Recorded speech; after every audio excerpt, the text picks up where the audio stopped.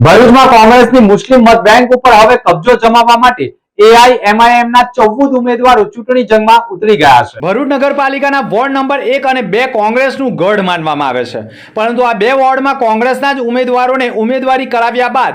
બંને વોર્ડમાં કે જેમાં વોર્ડ નંબર 1 માં એઆઈએમઆઈએમ ના 3 ઉમેદવારો, તો વોર્ડ નંબર 2 માં 4 ની આખી પેનલ, તો વોર્ડ નંબર 10 માં પણ 4 ની આખી પેનલ, તો વોર્ડ નંબર 8, 9 અને 11 માં એક ઉમેદવાર ચૂંટણી જંગમાં ઉતારવામાં આવતા 14 ઉમેદવારો એઆઈએમઆઈએમ માંથી ઉમેદવારી કરતા જ કોંગ્રેસની મુસ્લિમ મત બેંક ઉપર કબજો જમાવી આવનાર સમયમાં કોંગ્રેસનું મૂળિયું ઉખાડી નાખવામાં આવે તેવા સ્પષ્ટ એંધાણો વચ્ચે એઆઈએમઆઈએમના ઉમેદવારોએ એક સાથે ઉમેદવારી નોંધાવતા ચૂંટણી પ્રચાર શરૂ કરી ઉમેદવારો જીતવા માટે એડી ચોટીનું જોર લગાવવામાં લાગી જશે। જય ભારત સાથે જણાવવામાં આવે છે કે આજે all India Majlis Ittehadul મુસ્લિમીનના total 14 મેમ્બરે ઉમેદવારી નોંધાવી છે અને લાસ્ટ 5 વર્ષ પહેલાની 2021ની જે સ્થાનિક સ્વરાજ્યની ચૂંટણીમાં જે આવ્યું હતું રિઝલ્ટ, એના ઉપરથી આપણે વોર્ડ નંબર 10માં જે મેપ બદલાયું છે એના ઉપરથી ગ્રાઉન્ડ રિપોર્ટ પરથી કહી શકાય કે આ વખતે ઇન્શાઅલ્લાહ તાલા એમઆઈએમ વિપક્ષમાં બેસવા જઈ રહી છે। સામાન્ય ચૂંટણીમાં ભરૂચ નગરપાલિકાની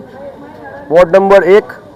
વોર્ડ નંબર 1 માં 3 ઉમેદવાર, વોર્ડ નંબર 2 માં 4 ઉમેદવાર, વોર્ડ નંબર 9 માં 1 ઉમેદવાર, વોર્ડ નંબર 8 માં 1 ઉમેદવાર, વોર્ડ નંબર 10 માં 4 ઉમેદવાર અને વોર્ડ નંબર 11 માં 1 ઉમેદવાર એમઆઈએમ પાર્ટીએ એમની ઉમેદવારી નોંધાવી છે અને અમને આશા છે કે એમઆઈએમ તન મન ધનથી અને પૂરી મજબૂતીથી વોર્ડ નંબર ભરૂચ નગરપાલિકાનું ઇલેક્શન લડશે અને પ્રજાના જે પણ પ્રશ્નો છે એ પ્રજાના પ્રશ્નો હલ કરશે। તમે જોયું છે વોર્ડ નંબર 10ની ગઈ વખતની ચૂંટણીમાં એમઆઈએમ દ્વારા 2 સીટ જીતવામાં આવી છે। આ વખતે અમને પૂરી ઉમ્મીદ છે ઇન્શાઅલ્લાહ વોર્ડ નંબર 10ની અંદર એમઆઈએમ 4 સીટ જીતવા જઈ રહી છે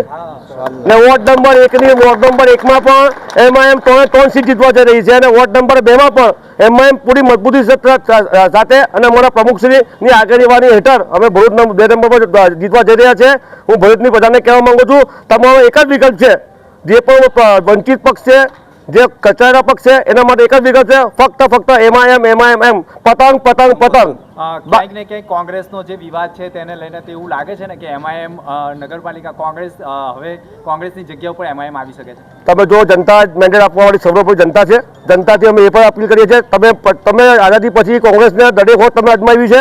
અમને એક વખત આપીએ। તમે જો 1 નંબર 2 ના એમાં 10માં તમને ખબર પડશે કે એમઆઈએમ પૂરી તાકાતથી તમારા કામો કરશે, પ્રજાના પ્રશ્નો હલ કરશે અને હું ઉમ્મીદ છે કે તમે આ જે કીધું પત્રકાર મહોદયે કે અમે જરૂર કોંગ્રેસની જગ્યા લઈશું નગરપાલિકામાં।